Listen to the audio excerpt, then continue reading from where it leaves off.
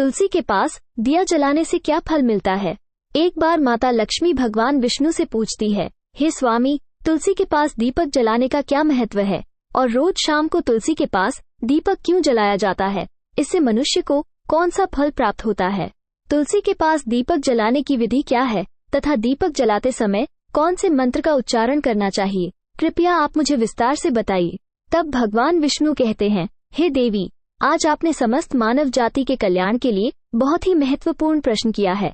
आपके इस प्रश्न का उत्तर देने से पूर्व मैं आपको एक प्राचीन कथा सुनाता हूँ, जिससे आपको सभी प्रश्नों के उत्तर मिल जाएंगे।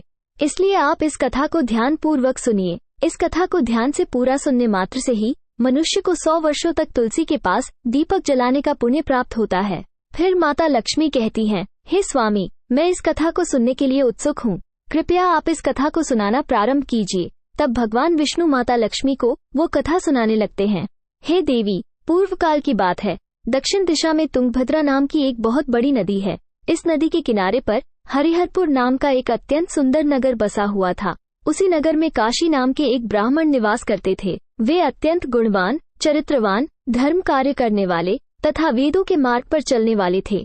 उन्होंने समस्त शास्त्र का अध्ययन किया हुआ था। उस ब्राह्मण की एक पत्नी थी, जिसे लोग दुराचार कहकर पुकारते थे, क्योंकि उसके कर्म ही उसके नाम के अनुसार थे। वो सदैव ही अपने पति को अपमानित करती थी। वह अपने पति के लिए कुवाच्य कहती थी, पति को भयंकर दुख देती थी, पति के लिए कभी भोजन नहीं बनाती थी। उसने अपने पति के साथ कभी शयन नहीं किया, कभी उसके साथ प्रेम से व्यवहार नहीं किया। पति के मित्र, परिवार के लोग घर पर आते तो वो स्त्री उनको अपमानित करके भगा दिया करती थी और स्वयं काम भाव से उन्मत्त होकर निरंतर अन्य व्याभिचारिणी स्त्रियों के साथ घूमा करती थी। उसका मन पति को छोड़कर पराये पुरुषों में लगा रहता था। उसने कभी अपने पति से प्रेम से बात नहीं की, किंतु पराये पुरुषों के संग बैठकर बातें करती थी। पराये पुरुषों को मोहित करने के लिए सज धज कर गांव में घूमने जाया करती थी। कभी वह वन में किसी वृक्ष के नीचे खड़ी रहकर सुंदर पुरुषों की राह देखने लगती और किसी दुष्ट पुरुष को मोहित करके उसके संग भोग विलास किया करती थी। फिर एक दिन वो दुराचारिणी स्त्री वन में जाकर एक वृक्ष के नीचे खड़ी हो गई। उसका चित्त काम से भरा हुआ था। वो किसी सुंदर कामी पुरुष की राह देख रही थी, किंतु बहुत समय निकलने के बाद भी उस स्थान पर कोई पुरुष नहीं आया। इसलिए वो अत्यंत दुखी हो गई और प्रियतम की खोज में इधर उधर देखने लगी। उस दिन उसका सारा परिश्रम व्यर्थ हो गया। वहाँ पर खड़ी होकर वो नाना प्रकार की बातें कहकर विलाप करने लगी। हाय हाय, आज तो इस मार्ग से कोई भी सुंदर पुरुष नहीं आया। अब मैं कैसे अपने काम वासना को शांत करूं? आज की रात कैसे बीतेगी? वो जोर जोर से विलाप करने लगी। उस जंगल में एक भयानक बाघ निवास करता था। उस पापिनी स्त्री की आवाज सुनकर वो जाग गया और उछलकर उस स्त्री का भक्षण करने के लिए उसके पास आ गया। उस भयंकर बाघ को देखकर उस स्त्री के पसीने छूटने लगे। वो भय से थर थर कांपने लगी। वह स्त्री कुछ करती, इतने में ही उस बाघ ने अपने पंजे से उसे घायल कर दिया और वह स्त्री जमीन पर गिर पड़ी। जमीन पर गिरते ही वह स्त्री चिल्लाते हुए बोली, अरे बाघ, तू किस लिए यहाँ पर आया है? मुझे क्यों मार रहे हो? मैं यहाँ पर अपने प्रियतम को खोज रही हूँ। तुम मुझे छोड़ दो। मेरा भक्षण करके तुझे क्या मिलेगा? उस स्त्री की यह बात सुनकर वो भयानक बाघ क्षण भर के लिए रुक गया और हंसते हुए बोलने लगा, हे दुष्टा, आज विधाता ने तुझे मेरा ग्रास नियुक्त किया है। तुझ जैसी पापिनी स्त्रियों का भक्षण करना ही मेरा काम है, तभी तुझे इस शरीर से मुक्ति मिलेगी। वो स्त्री कहने लगी, हे बाघ, तुम कौन हो? मुझे सच सच बताओ, तुम्हें किस कारण से बाघ की योनि में जन्म लेना पड़ा और तुम मुझ जैसी स्त्रियों का भक्षण क्यों करते हो? पहले मुझे सारी बात बताओ और फिर मेरा भक्षण करो। फिर बाघ कहने लगता है, हे पापिनी, मैं तुझे मेरे पूर्व जन्म का वृतांत सुनाता हूँ, किस कारण से मुझे बाघ बनना पड़ा। पूर्व काल में दक्षिण देश में एक नदी थी। उस नदी के तट पर एक नगरी बसी हुई थी। उस नगरी में मैं निवास करता था। मैं एक ब्राह्मण का पुत्र था और नदी किनारे बैठकर यज्ञ आदि कार्य किया करता था।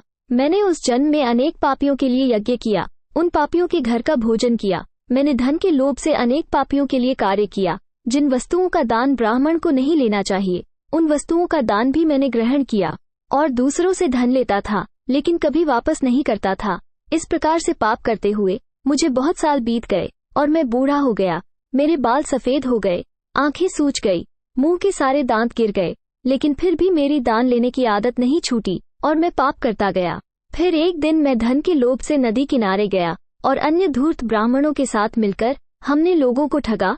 झूठ मंत्र वचन बोलकर हमने बिना विधि विधान किए ही देवी देवताओं का पूजन किया और बहुत सारा धन दान में ले लिया। फिर उसी स्थान पर एक बीमार कुत्ते ने मेरे पैर में काट लिया और मैं मूर्छित होकर गिर पड़ा। उसी क्षण मेरे प्राण चले गए। फिर यम के दूत उस स्थान पर प्रकट हुए और मुझे पकड़कर यमपुरी ले गए। वहां पर यमराज ने चित्रगुप्त से मेरे कर्मों का लेखा जोखा निकालने के लिए कहा। फिर चित्रगुप्त कहने लगे, हे धर्मराज, इस ब्राह्मण ने घोर पाप किए हैं। इसने दूसरों से झूठ कहकर धन लूटा है, विधि विधान से पूजा ना करके झूठ मंत्र बोलकर भगवान का अपमान किया है। इसलिए ये पापी ब्राह्मण केवल नरक जाने के ही योग्य है। फिर यमराज ने अपने दूतों को आदेश देकर मुझे नरक की अग्नि में डाल दिया। अनेक वर्षों तक नरक की सजा भोगने के बाद मुझे बाघ का शरीर प्राप्त हुआ और मैं इस दुर्गम वन में निवास करने लगा। मैं अपने पूर्व जन्म के पापों को याद करके कभी महात्मा, साधु पुरुष, सती स्त्रियों का भक्षण नहीं करता हूँ।